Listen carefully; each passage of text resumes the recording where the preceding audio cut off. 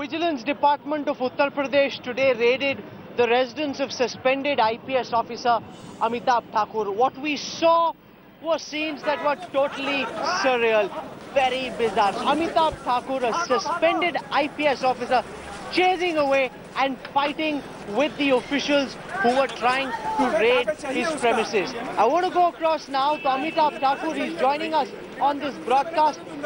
Mr. Thakur, we saw the images of what played out at Gomti Nagar. Now, you're a suspended officer. What gives you the right to be, chasing away these officials in this fashion? It makes no sense. No, the point is that it was a very, should I say, a very atrocious kind of a raid, and a very laughable one also, I would say, because here we were saying that let the entire house be searched.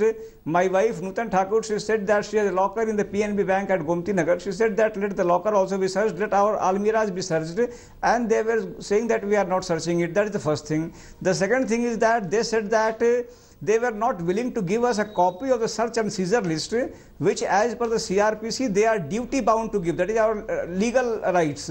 They simply refused to give a copy of that search and seizure list. I was seeking that. I was running after that man solely to get a copy of that search and seizure list, but that man was running and the entire vigilance team simply vanished out of my house without giving me my legal dues. Mr. Thakur, you filed a complaint at the Vibhuti Khand police station against vigilance officials like Bhanu Pratap Singh, K.S. Kanaujia. You're accusing them of creating a false document during the inquiry. Now, this seems to be an attempt to try and browbeat the officials who are doing their job.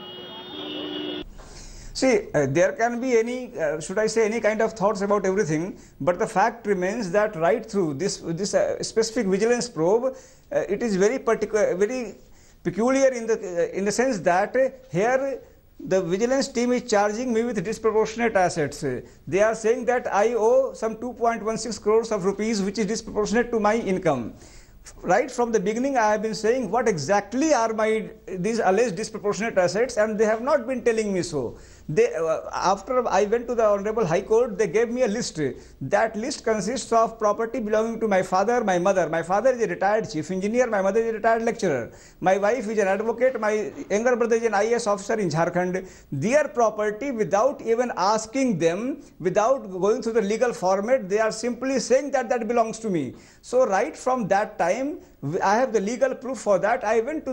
First I went to the Vibhuti Khand police station, then I went to the SSP, and now I have filed a CJM complaint, which is my legal right. So my having disproportionate assets or not, that is one thing, and they are having produced a completely false document is another thing. So, I mean, if they have done an illegal act, they need to be taken to task because of their illegality.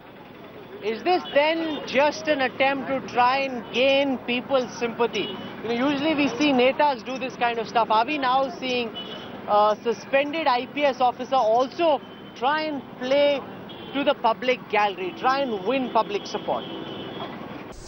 If any person gets people's sympathy, I do not think there is anything wrong about it. People's sympathy come only when they see that a person is being victimized, only they see something wrong being done. So if people are being sympathetic towards me, if they are being sympathetic to my cause, I do not find anything wrong, because sympathies are what run the entire world.